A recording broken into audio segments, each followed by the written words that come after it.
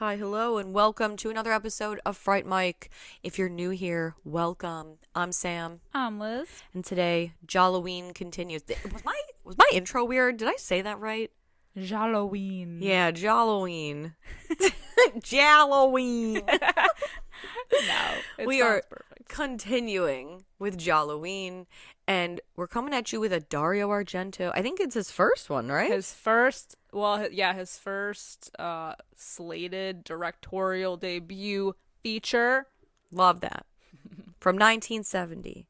The Bird with the Crystal Plumage. Hey. First time watch for both of us. A first time watch for both of us. This is a movie I have known the title and the poster of for years and my years whole and years. life. Yes, I was born knowing this, and yet never seen a clip. Never seen a clip of it. No, I hadn't either. I had no idea what this movie was about, and I blind bought it because that's what I do. Love that for you. It usually works out for you. I'm a risk taker. I take risks. That's what I do, baby. That's what I do. Yeah, it was funny because I watched this with my husband, and he was like, "What's a plumage?" And I was like, "Just be quiet." You know what? Shut up. Yeah, just get out of here. Why don't you just get out of here? Yeah, I was like, it doesn't really matter. It doesn't really matter, does it? But, yeah, this was, I don't want to say surprisingly good, because that sounds like I expected it to be bad. Yeah, I think I went in with no expectations, because I don't know. Yeah. I like Dario Argento, so. I think it's because it's this, like, it came out in the 70s. You had your 70s red flag up. Yeah, I know. I always go in with my dukes up a little bit. I keep it at a full arm's length. But I liked it. What you usually say is a pacing issue. I feel like the pace was good for this movie. But maybe it's the American pacing in the 70s that turns you off. That is true. I will say I enjoy like foreign 60s and 70s films more than I enjoy American 60s and 70s films for the most part. I do feel though, and not that I didn't like this movie, I do feel like it did feel a little bit long.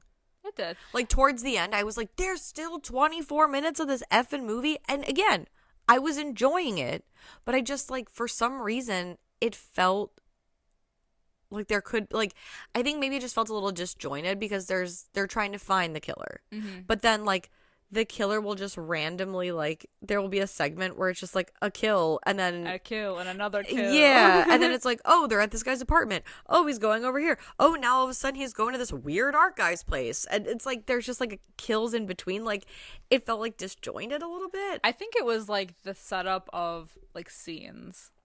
Yeah. It was, like, a scene. Like, and I know that's what a movie is, but like it was very apparent that they were setting up like like all of these scenes could have been shot on different days. Yes. If that makes any sense. Yes.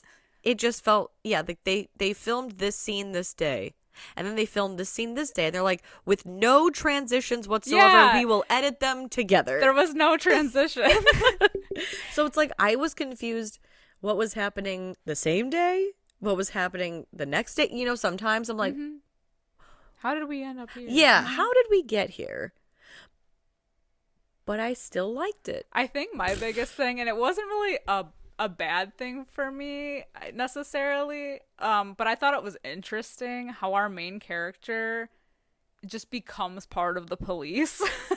Yeah. Investigating this murder and trying to find the murder. And at one point, the detective is like, so what have you come up with? Yeah. Like, are you hiring him now? Like, squeeze me? You don't want him to leave town, and he's risking his life, but now he's just a part of the squad. He's a part of the team. But I feel like that seems to be the consensus with these Giallo movies. Yeah. Everyone is just like a vigilante. Yeah. Except for this month so far, Blood and Black Lace. Yeah. Where it just like there was a killer on the loose, but I don't feel like any like Joe Schmo was in on it. No, Whereas like Tenebrae definitely was. and then this movie, it's just like some rando person is like, well, I'm a part of this now. But I feel like with this, it was just so much. Yeah. More than Tenebrae. Because, I mean, yeah, like, they had the author.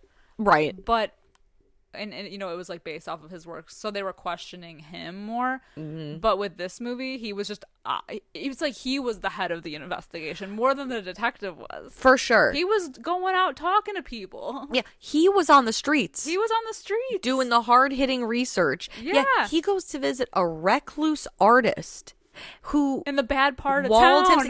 Who walled himself in his house and is eating cats and can only enter via ladder from the second-story window. Yeah. And the police are doing what? And he uses his girlfriend as, like, bait. Yeah.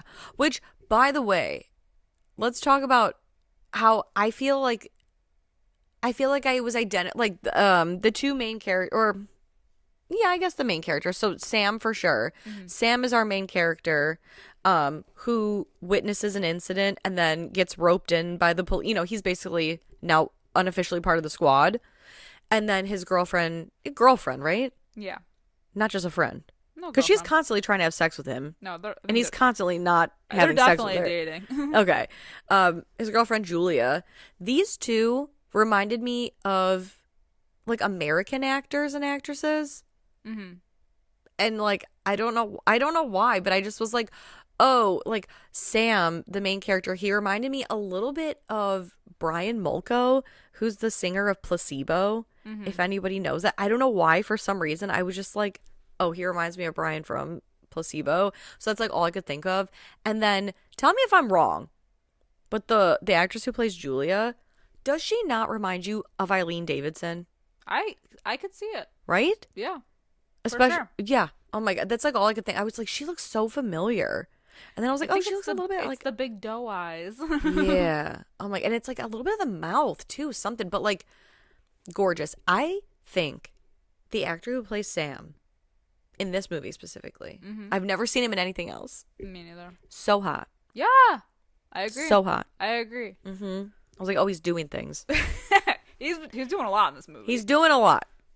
Yeah, and she's always trying to have sex with him, and he's not. I know. Whatever. It's just like a Sam. To just not like be into it. Just like a Sam. Oh, man. Yeah, so this guy... Well, and I'm confused, too, because basically this Sam Dalmas guy... He's like an American writer. Is he not a bird guy? No. He's not a bird guy? Because he talks about birds in the beginning when he's talking about his book.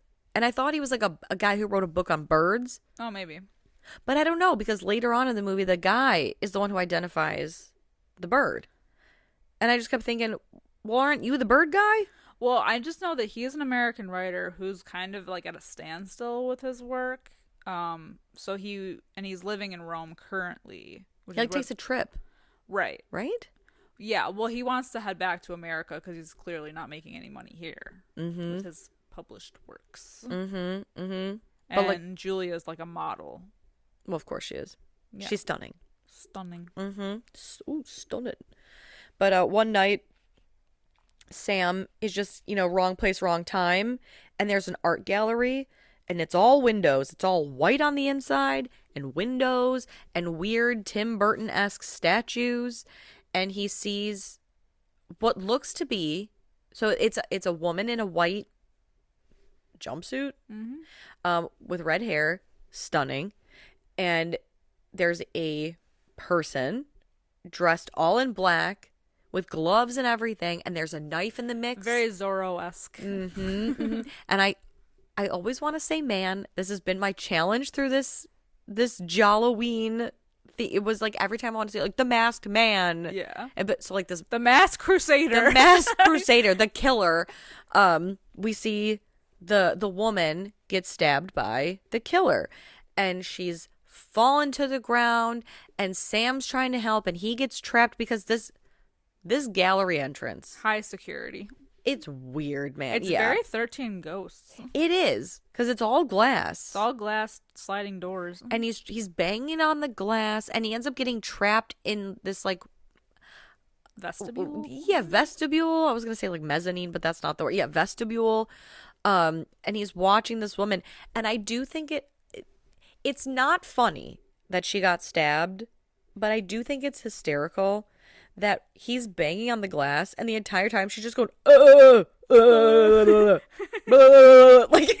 I don't know, and it went on for like 5 minutes where she just was like, it's very Kung Pao. It is. I'm coming. It felt chosen one. I'm coming. I'm coming. Oh my god, everyone's gonna hate me for that reference. No, oh I my love god. Kung Pao. Leave me alone. Kung Pao, Enter the Fist. Enter the Is Fist. an American classic. I will not take any criticism on Kung Pao or my references. It's Betty, you son of a Oh my god, I pig. can quote that whole movie. It's so fucking stupid. I love it so much. Love it. Oh my god. Yeah, so after she's comically flopping on the floor like Literally, fish out of water. yes, then she passes out, and I just love that there's a man who passes by, and he like is looking at He's Sam. like, huh? Yeah, call the police. The what? But he does. The man calls the police arrive, and they're questioning Sam, and he's basically like, yeah, this is what I saw. It feels weird though. Something about it is off. I don't know what. I just love that this instantly becomes like an insane crime scene. Yeah. They are dusting the entire house for fingerprints. Right. Which, by the way, we should say the woman who was stabbed, her name is Monica, and she is the gallery owner's wife, and she is alive despite being stabbed. She survives. Yeah. So that's important to know. But yeah, the killer gets away through some secret door, but they don't talk about that. No. All this dusting and fingerprinting and investigating, and they don't find the secret door? It's the detective. He's obsessed with Sam. He is like questioning him. Well, he takes his passport away so he can't leave. I would too. I'd be like, this hot piece of ass. You ain't going anywhere. Exactly. It looks like you'll be in Rome for a few days. Here's my phone number. But he basically like forces him to investigate with him. Well, right. And like, it's funny how they suspect him at first, but they don't really suspect him because they want his help. He grills him. How many scenes are there of him grilling him, being like, I know that you know more. And he's like, I literally don't know more. And he's like, I know that you do. Yeah. And Just he's like, I think don't. about it. I don't know what more I can tell you. It's been 6 hours. Well, you must know something, but I don't. We're taking away your passport so you can't leave. Yeah, like what the hell? And so Sam's canceling his flight. So he's got to stay in Rome a little bit longer. And because he's the key witness. He's the key witness. And Sam also, while he steals his passport and then makes him call to cancel his flight, is like, okay, good. Well, while you're here, let me tell you about these 3 other murders that have occurred, and they haven't been solved, and they've all been happening around Rome. And isn't that just so interesting? There's a maniac loose on the streets. Yeah. It's insane. Meanwhile, I think, and again, because of the editing, I can't tell if it's later that night. I think it is. Because they have him there all night. And you see him like walking home and it's dark out. And he gets attacked the first night. The first night. And he is narrowly able to escape because some nosy woman on the street is like, hey! I want to know why this woman wasn't questioned. She saw the figure that attacked him. Because she's not hot like Sam. They needed him for more. Longer. Yeah. I would also need him for more. for questioning. I have to really probe him for answers, you know? Yeah, you're going to have to stay. You're going to have to stay, and I'm going to have to investigate. Oh, no, your passport. It fell into the wood chipper. Oh, no, you might have to give me your shirt. There could be evidence on it. Yeah, I'm going to dust you for fingerprints. Hey. Yeah, so now that the killer is after Sam, I feel like that's when they have him like trailed. Yeah. Because this detective is obsessed with him. Obsessed. Because he's hot. Yeah. You know, and he's like, well, the killer might come for you. I think it's like a fucking meat cleaver. This killer uses all kinds of weird weapons. Like I feel like it's never the same. He's really crafty. Yeah. Yeah. Really crafty killer. Oh, and they also, go ahead. Well, I was just gonna say, like, he replays the scene at the art gallery like over and over again in his head. And one of my favorite lines of this movie, it's so random, but they basically have like a lineup of all of these guys Oh my God. that the cop brings in, and he's like, do you recognize any of these people? But before they bring the guys out, he's shouting at the other cop, and he's like, bring in the perverts. Yeah, bring in the perverts. The fuck? Like a bunch of random peeping Tom guys. Love it. Love it. It's so weird. And then, yeah, like, so because the detective's obsessed with Sam, he also clues him in on the fact that they found a leather glove at the crime scene, and that they can deduce from this single leather glove that the killer is a left-handed and a smoker of expensive cigars. And there was a piece of some kind of something inside the glove, fiber, that is, I don't know, from England? Yeah. And it's expensive? Yeah. So we know this left-handed smoker Who's rich? is rich. And isn't that so interesting? And because Sam had gone, I think, to the hospital to visit Monica, he ends up talking to her husband, Alberto. And Alberto's looking for cigarettes. And Sam tosses him the pack. And guess what? Alberto catches it with his left hand. Ooh. Suspicious. That's suspicious. Mighty suspicious, I would say. Mm-hmm. Quite interesting. And they try to question Monica at some point. We don't see it, but I guess she's like no help at all because she was like heavily sedated for like half of this movie. Yeah, well, and I think this movie treats most of the women in it like idiots. Yeah, like, oh, well, she's a woman. She's hysterical. What does she know? Get the horse tranquilizer. Exactly. Well, especially because when Monica gets stabbed, like I said, she's flopping around going, oh. Yeah. And later in the movie, Julia gets attacked, and we'll get around to the entire scene. And it's like an 8-minute scene. She's just going, screaming. Yeah. Like, do something. All I'm saying is like, and this is honestly a lot of these like older movies, these women just standing around waiting to get attacked. Yeah.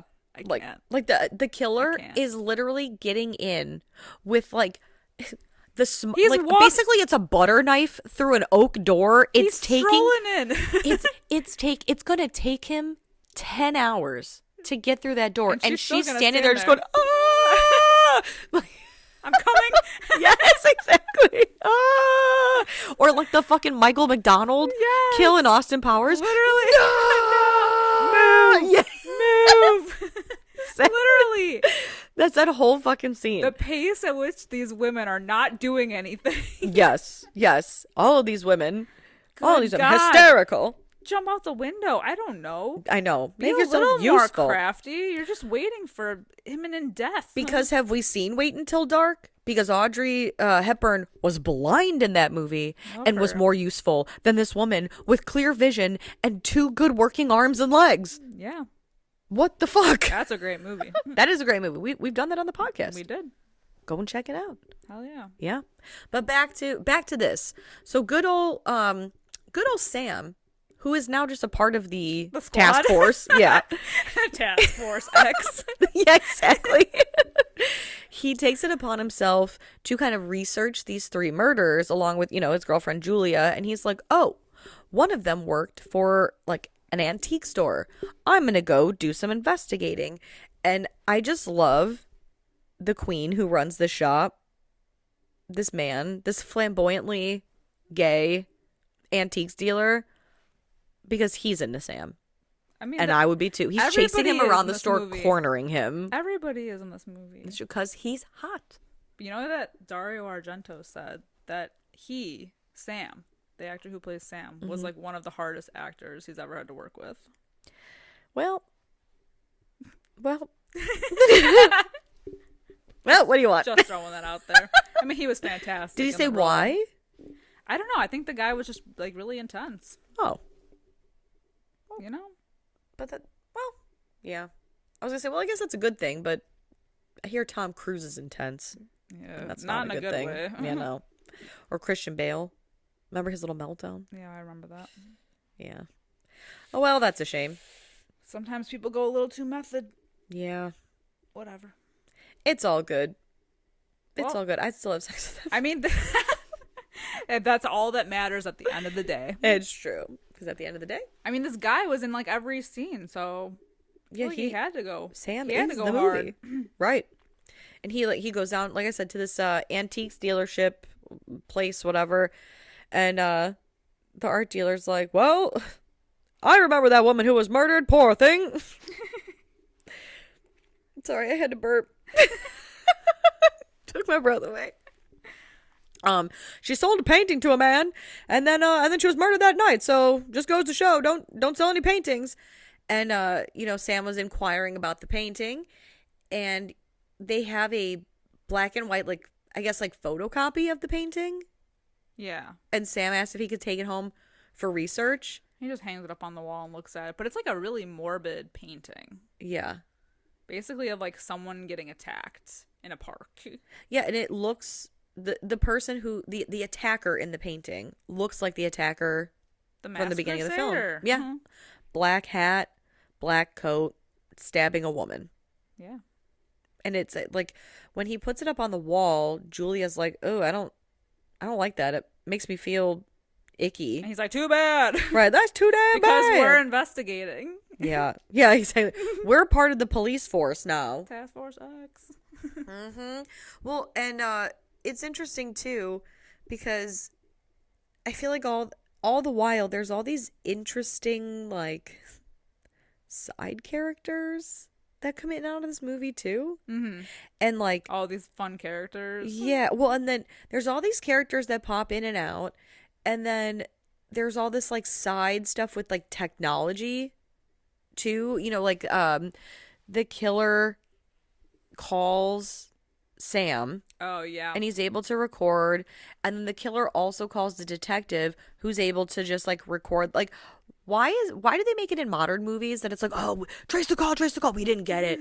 But like in this, they're literally on the phone and the killer's like whispering, and they're like, trace the call, and they fucking get it. Yeah. They get the whole call. Yeah, and because they have that scientist like the Yeah. sound audio guy who knows how to like pick apart like accents and background noise and whatever. So like this audio guy is able to figure out like dialects. Yeah, like that he can figure out that there are two different voices. So each call is a different voice because of the decibels. So two killers. Exactly. And there's like in one of the calls, there's a chirping noise or like some kind of screeching noise in the background. And I like that instead of trying to focus on like the voice and see if they could like maybe slow it down or do something with this like weird voice technology, he was like, that squeak in the back for 2 seconds. That's the key. Focus on that. Tell me what that is. Which is funny because it ends up being the thing that cracks the case. I just feel like that's very Sherlock-esque. It is. But I think that's what was so confusing to me because like I guess maybe I think I pay good attention to movies. Mm-hmm. But then like in this movie, I'm like, well, maybe I didn't pay attention because I swear to God, they say that Sam is like some sort of bird guy, but then he's not the guy to figure out the thing at the end. No. It's some other nerd that's like, well, it's a bird. It's a bird. Yeah. Which, like, whatever. But well, not only are there characters that like side characters that come in and out, but basically it's like we keep going back to Sam investigating and Julia at this point investigating like the string of murders and like the victims and everything, but we actually see other women getting murdered. Yeah. In various scenes. And it's weird because I feel like the especially the one kill, like there was a kill of a woman. She gets dropped off at like her apartment building, it seems like, but like it almost seems like the power is out because the stairwell is really dark and the scene is basically lit because she's got a lighter, and she's ascending the stairs. You know what I'm talking about? Mm-hmm. And the shot is so cool. Yeah. And it's so creepy. And it just reminds me of something out of like an old kids book of like ghost stories or something. Like it reminds me of like an Alvin Schwartz, like a Stephen Gamble thing, or like one of those like old school things. It creeped me out. Yeah. It creeped me out. And then she's unfortunately like attacked, and she gets hit with a razor, and we just see like the blood splatter. Oh man. But well, a lot of the murders take place with women who are like alone at home. Uh-huh. Or coming like either just coming off of like a dark street and just being in their home and getting attacked that way. Mm-hmm. Well, and so the reason I mentioned like all these women or whatever is that I think it's interesting that nothing really comes of it. It just seems to like add to the body count, because we're still just like trying to find the killer. Right. But I feel like the news of these kills isn't like, oh God, like he's really moving. It feels so random. Yeah, Sam and like Julia, and I guess even the detective are still working on the original string of murders. It's not like these new murders are like it's like they need amounting to anything for them. Right. Because they need more people to work on like every murder scene. Mm-hmm. They're not like investigating the other scenes for clues and similarities to like the original. So that's why it feels random. But let's talk about the one kill. Mm-hmm. The one kill specifically. It's a woman alone in her apartment with a see-through nightie, so titties out, smoking in her bed, which I feel like is dangerous. And you know what? Smoking indoors in general wigs me out. Mm-hmm. It feels icky, but the fact that she's like smoking in bed, I was like, okay, queen, go off with your titties out and everything. She's like comfortable. She's at home, lounging, and she's attacked. What is happening in this scene? Because we see the killer, and he's got a knife, right? And he, I know where you're going with this. Because he like cuts her gown, and so she's got like a cut down her sternum, and then he moves down south. And he cuts her underwear off, but he's holding the knife in a position. In a way. In a way. But they cut away, kind of. Yeah. Enough. But do you know? I know. And I don't know. I don't know. We don't know. But I think. But I think, yeah. That was uncomfortable. Yeah. That was uncomfortable. That was an uncomfortable watch. Yeah. Yeah. It's heavily implied that happens. Yeah. Which is pretty fucked up. It is fucked up. I would say that is worse. I mean, that's definitely worse than the art gallery. Yeah. But again, nothing ever happens. We just watch these women get murdered. Mm-hmm. And they're still investigating this fucking art gallery. It's very sleazy. Yeah, that kill of all of them, I was like, oh. But the way that they're all shot is like sleaze core. Mm-hmm, mm-hmm. So true. It's, I don't know. Yeah. Defenseless women being attacked in their homes and murdered violently. Yeah. One after the other. It's not great. And it's even worse that Sam and the only cop on the police force literally they don't ran do out anything of cops, about it, and that's why they unofficially hired Sam and Julia to help them. Yeah, well, and I love too, they can't have anyone else investigate these other murders happening, but then because Sam was attacked, they're like, hey, follow Sam and Julia around to make sure that the killer like, what the fuck. Enjoy the podcast, like what you hear, and you want to hear more? Well, you're in luck. We have a Patreon. That's right. If you don't know, we talk about new movies on our Patreon. We do monthly rewinds, so that way you can find out what we are watching between our main episodes. Sometimes we craft spooky cocktails to match our theme of the month, and watch parties galore. So much fun over there. Head over to patreon.com/Fright Mic podcast to check that out. Again, if you want to hang out with us a little bit more, then support us over on patreon.com/Fright Mic podcast. And we'll love you forever. Okay, bye. And then at the first sign, like the first night on the job, the bodyguard gets attacked and Sam and Julia almost get hit by a car. Yeah. Well, and then someone gets out of the car and chases them. and Sam hides Julia in a building and is like, call for help, get away, whatever. And then this man, he's wearing like a yellow coat. He pursues Sam, shoots at him, and then follows him through like, it looks like a junkyard or a bus yard or something, and chases him through there. Somehow Sam gets the advantage because they end up out on like a busy, bustling street where then Sam is the one following this man. Yeah, so he knows that the guy won't kill him in front of like in the public eye, basically. Yeah. So he takes the advantage to follow him, which leads him to like a hotel conference room, basically, in a room full of men that also have the same like getup that he has on, which is like a coat and a hat. Yeah. Or like a specific kind of coat and a hat. And now I want to talk about this because we talk about how these scenes, there's no like transition. It just feels like scene and then scene and then scene. This one really got me. It was just so just like a random cut because basically Sam is going through this room full of people in this yellow jacket, goes all the way to what appears to be like the back of the room, and then I think it looks like he opens a door, and then it boom smash cuts to somewhere else at some other point in time where the detective approaches Sam and he's like, he's dead. Who's dead? I rewound that scene. I'm not joking, Liz. I think 4 times because I'm like, I'm missing something. And Luke, my husband, he was watching it with me. And I'm like, am I missing something? And he's like, no, I have no idea who he's talking about. Do you know? He said he's dead? Yeah, he's like, he's dead. He broke his neck or something about that. Like, he fell or something like that. And I was like, who did? Who died? Who's dead? Who? And I don't know if I missed something maybe in like an earlier scene, like prior to them being followed. But I thought they were talking about the yellow jacket guy, but they don't know who the yellow jacket guy is. So there's no way that they are talking about him in this scene.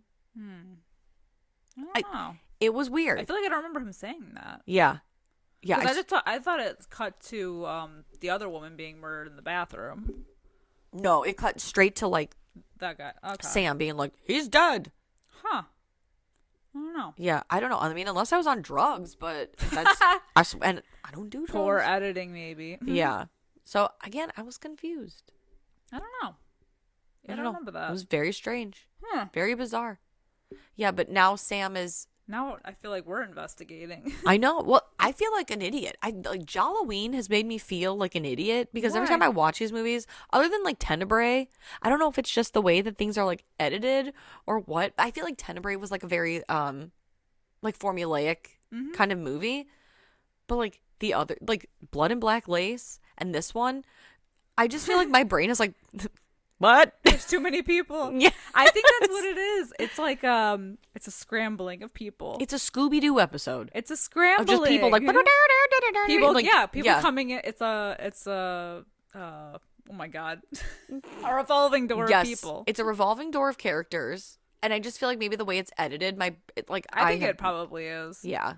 Well, because we said in the beginning, the editing is weird in this movie in that we have a main investigation and a lot of different cuts of people getting murdered or like random side character plots happening. Yeah. And they're all kind of spliced together.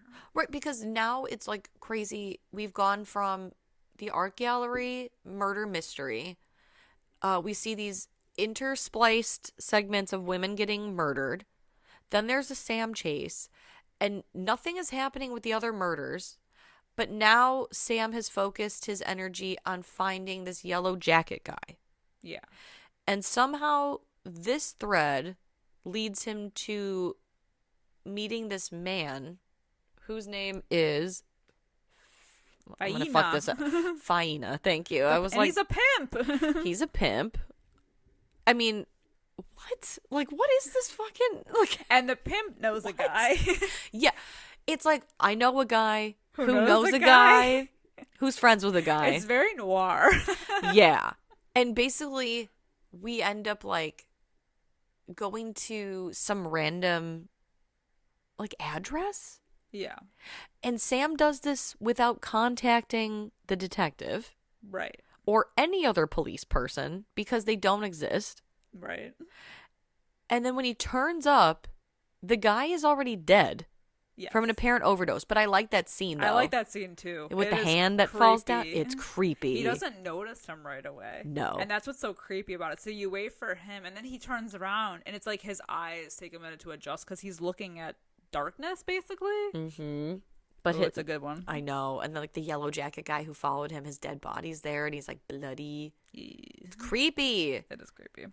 And then this leads him down another rabbit hole to finding the artist of the painting. It's like, it's so all over the place. It's so bizarre because the yellow jacket guy is dead and he's like, well, I guess that solves that. And again, no investigation. We see no investigation. No crime scene investigation. But I feel like at this point, he's fully convinced that, like, I mean, because then he got that, Julia got that threatening call, or he got the threatening call about Julia. Yeah. And so he's like, all right, we gotta bounce, man. Yeah, we gotta get the fuck out of here. Because he has his passport back now. For some reason, he's sticking around, but now he's like, no, we gotta head out of here because shit's getting dicey. Yeah, but then he decides that he's gonna track down this painter.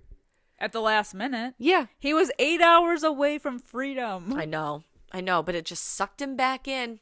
And he goes to the outskirts of Rome. I also just want to mention the fact of the tape analyzer guy who just kind of chills in his apartment randomly at times. Yeah. While they're literally about to have sex. Yep. Like, they're literally fooling around on the bed as the tape analyzer guy is, like, standing in the corner. It's so weird. It is weird. It's so weird. Yeah, so he goes to this painter's house. Oh my god, this guy looks like the Geico caveman. Yes, he does. What is with this guy? I don't know. Or, he looks like Trevor from season 6 of Love is Blind. And if you know, you know, and I'm not going to explain. He looks like a caveman. Yeah. Yeah. Does. And he lets Sam in via ladder through the second story window. His explanation for walling himself in is to keep the riffraff out. Also, he has cats. Yeah. So to keep Which the cats he may in. or may not be eating.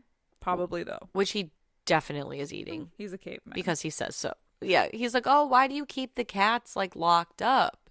Because basically, Sam pretends that he's looking to buy a painting. And this guy's like, oh, I'll give you, like, a vintage one, like some of my older work. And he keeps it in a closet full of caged cats. And he's like, oh, well, like, fattens them up because they don't move around as much and, whatever. And he's like, well, why do you want to fatten them up? He's like, to eat them. And he's like, oh, well, I've never eaten cat. And the guy had fed Sam earlier. And he's like, really? Never, huh? Fascinating. Anyway. And I don't really think that other than finding out that there was an attack on a woman 10 years prior. That he learns a lot from this dude. Yeah. Other than the fact that the dude witnessed it, there's really nothing else. Right. It's like because that inspired the painting. Right. And he keeps going down these paths that don't really lead anywhere. Right. Meanwhile, there's murder everywhere. I do think it's weird, though, like the end of the scene, because he tells Sam about the attack and the inspiration for the painting, and then he hands Sam a painting. He's like, here, why don't you take this one for, I don't know, $4,000? And Sam, like, grabs the painting and is like, no.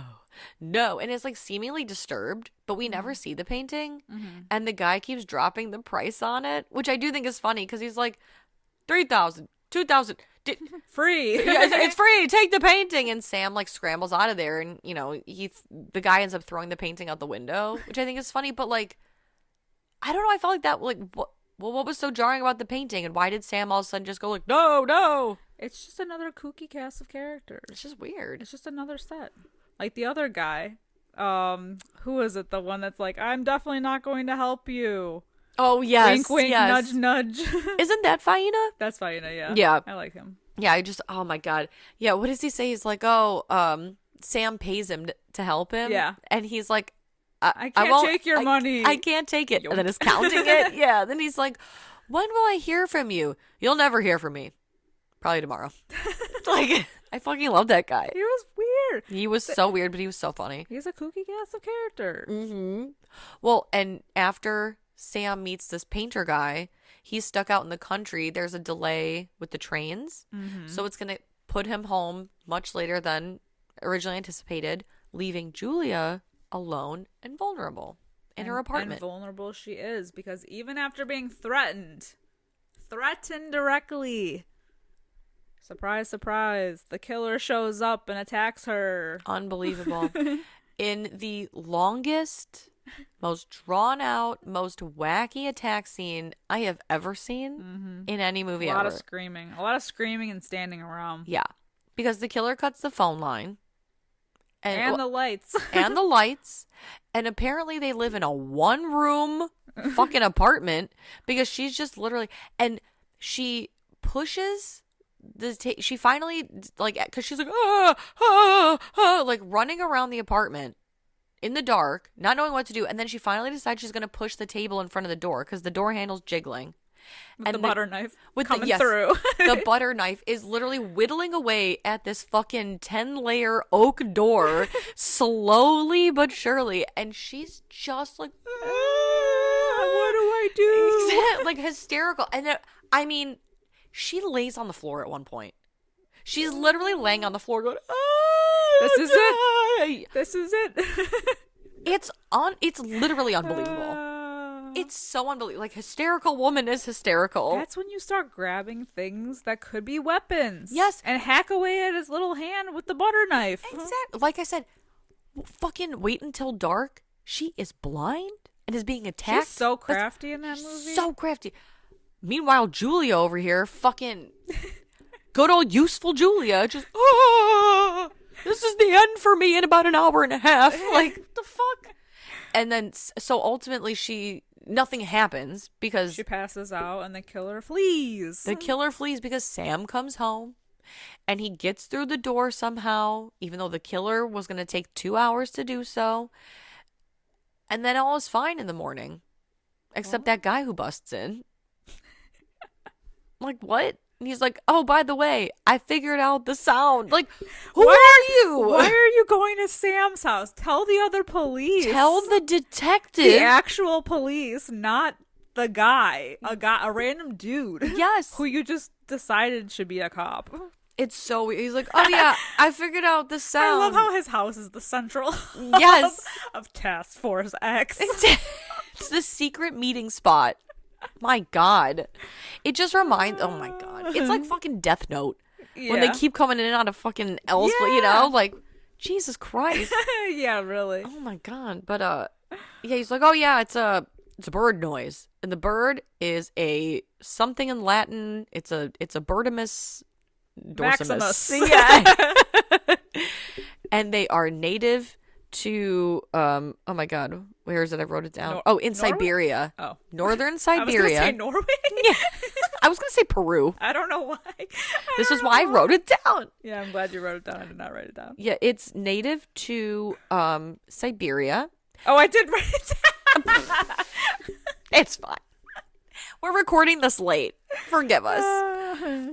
But there is only one in Italy. And the bird is, it's notably known for its feathers, which are known to look like glass, aka a crystal plumage. Look at that.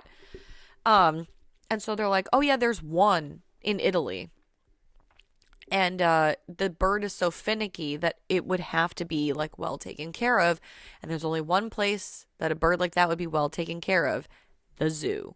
So they go to the zoo, they see the exhibit with the bird, which is a beautiful bird. Very beautiful. I feel like Dumb and Dumber. Like, pretty bird. Pretty bird.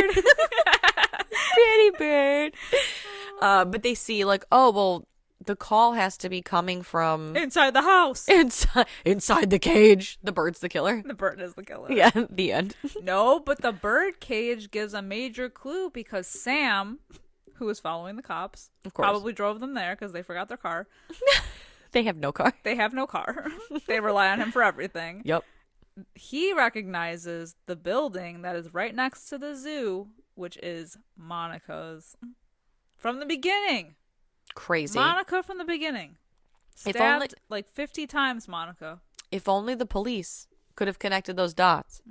So they bust in, including Sam, Yeah, including Sam. to make a citizen's arrest. And what they witness is Monica's husband, Alberto. And he's wielding a knife. And he's basically like, stay back. I'm a crazy person. I'll do it. I don't know what he's going to do.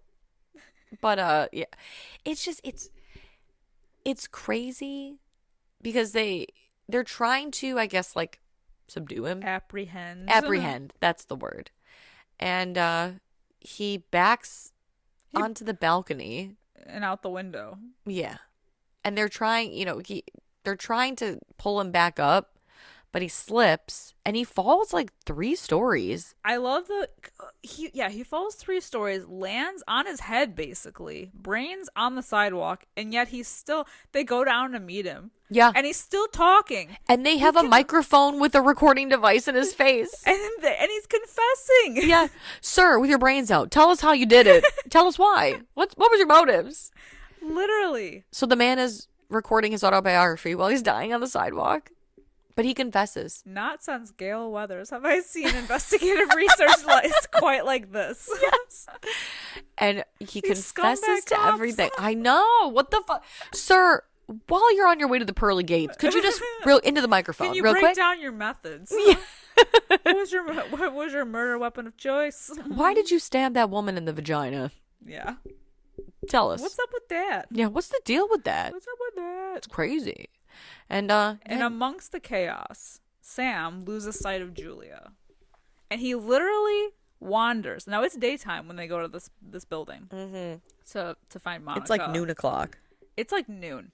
But we see scene after scene of this man going around town looking for Julia. It is nighttime by the time he gets any kind of a clue of where she might go. And it's some random guy who's like, I think I saw her go that way. And let's be clear too. He's going around looking for Julia, asking random people, have you seen a blonde woman with bangs? Oh, yeah. Very What? descriptive. Yes, not like she was wearing a yellow coat. Wearing brown boots. Have you seen a woman with bangs? Oh yeah, they went that way. What? Yeah. Hey, whatever. You know what? He finds her, He finds Carlo dead. which was creepy actually. That was creepy because he's like propped up and he looks He's very much smiling. alive. Yeah, eyes open, and it's not until he falls forward on top because he's holding a knife and he's like, "What have you done with Julia?" But his dead body falls forward and there's a knife in his back. Yeesh. And Julia, we see, is laying on the ground. She's tied, or, bound and gagged. And all of a sudden, the killer emerges. Because remember, there were 2 voices. 2 killers. 2 killers. Who's the killer? It's Monica. Wouldn't that be a twist? A twist I didn't even see coming. You look stunned. I know. I'm too stunned to speak. All There's this too many time. people. I know. It's Monica. Monica, the crazy Monica. bitch. And The actual killer. And I love, love, because in the beginning, when Sam is being grilled by the detective for 17 and a half hours, saying, I'm telling you, I don't know anything. Why didn't they grill her more? Oh, Because sorry. she's a hysterical woman. She was too busy sedated. Exactly. Yeah, the beginning of the movie when Sam's like, I know something looked off, but for the life of me, I literally can't tell you. Monica appears, reveals herself as the killer, is hysterically and maniacally laughing, and Sam's like, I knew it. I knew it all along. I knew it all along. I knew. And you know what looked familiar? Or you know what looked weird? It was that you weren't being attacked. You were the attacker. Bitch, where was that fucking information 8 days and 17 murders ago? Right. Could've Oh, saved a now lot you of know? trouble. Yeah. Oh, now you know. Oh, now you know. Okay. And, yeah, at this point, she's just, Somehow they're back at the art gallery. I don't, because there's that secret door. So is it attached to the apartment? I'm confused. I think so. I don't know. I don't know. Right? Because, yeah, they're back at the art gallery because Sam and He's Monica fighting are Monica, and she throws like a giant statue on top of him. a very Tim Burton-esque statue. Yeah. It's like real spiky. So he's like pinned. And she, the gorgeous psycho that she is like standing on top of it. And she's like, I'm gonna kill ya. Whoop, I'm gonna kill ya. Like, it's so funny. And then the cops, the regular cops, the actual police, show up. Because And then- they've just gotten in from their vacation. Yeah. They've just gotten back. Yeah, and they just know to go there, I guess. Yeah. And they apprehend her. And there's like a whole backstory on her that they know. But they didn't do any research before. I don't know how they know all this information, really, or why they didn't like choose to share it, but basically they say that Monica has trauma from being like sexually assaulted, and she basically like rages and tries to reenact like how she was attacked with other victims. So she was the one that was going around killing all these women and attacking them. Yeah. Because she saw, so I think she either saw the attack that the painting was based on, And it, or like, I think she triggered saw her. the painting. She saw the painting. Yeah, That's what it was. and it triggered her trauma. And so then she, yeah, instead of identifying with the victim, which is what she was, she identified as the killer. Right. And the husband was trying to cover it all up. Yeah. So she was murdering the women, but the husband was the one who was trying to kill Sam to Right. protect his wife. Exactly. And I just, because where was that information when she was in the hospital and they had Sam as It suspect came numero too uno? late. Yeah. How do we know? Like in the beginning, when the detective was like, well, how do we know you weren't trying to escape after attacking her and you got stuck in between those doors? That's what I'm saying. Well, I bitch, just feel I don't like know. they should have pulled that microscope out and put her under it. Exactly. She was directly in front of the killer, but yet they ask him so many more questions. Yeah. Yeah. And they don't ask real her a weird. damn thing. It's real weird. Yeah. It's sus, man. It's just shitty police work. Yeah. It's actually no police work. They were all apparently on vacation in Bermuda or something. Yeah, they weren't working that day. Yeah, they got back the last day. They're just hiring anybody to be part of the force. Yeah, because they left Officer Doofy in charge. Like, what the fuck? Oh, yeah. What a ride. I know. But in the end, it all works out because Sam and Julia are alive and well and flying back to the US of A. Right. Out of Italy. Surely no crime happens here. God, no. Especially not here in the Midwest. in Chicago. Yeah. Oh, boy. What a fun So that ride. was the bird with the crystal plumage. So even with its faults, I will say I still enjoyed this movie, this little mouse hunt. Yeah. It was pretty violent at times, but I think I just really loved the random cast of characters that came in and out of this movie. And although it was a little confusing, especially with the editing like we talked about, I still enjoyed it. I did too. That's the thing. This movie made absolutely no sense. And yet I'd watch it again. Yeah. Probably to get answers and clarification. But more for clarification. yeah, more for clarification. But yeah, I still liked it. Yeah, I liked it too. Yeah. And I think this is one of those movies where like the title and the poster are so fucking cool Oh yeah. and the movie is just so opposite.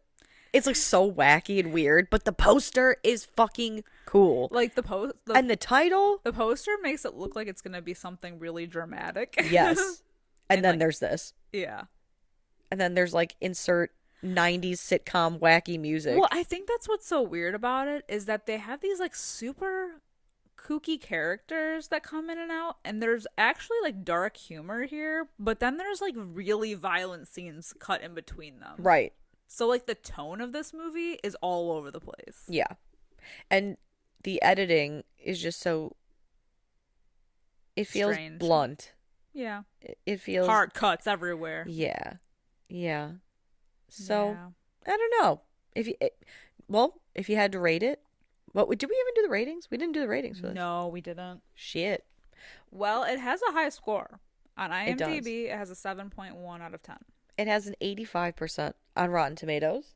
Solid. And on Sam's Tomatoes, it's getting Sam's a 2. Tomatoes? It's getting a 2.5 out of 5. 2.5. It's a 2.5 out of 5 Wow. because I think the title and the poster Are misleading. are awesome. Oh. Yeah. The movie was entertaining, I'll say. So you have me believing that you love this movie and you're going to go 2.5. When did I say I loved this movie? My flabbers are gassed. What are you gonna rate this movie? I'm going to go... Oh, I think I'm going to go like 3.5 out of 5. Okay. That's fair. That's fair.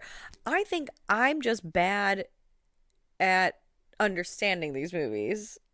No. You know? But I liked Tenebrae. Tenebrae I understood. Oh, yeah. Tenebrae, Tenebrae I was there. Solid. 5 10 out of 5. out of 10. Tenebrae. Yeah.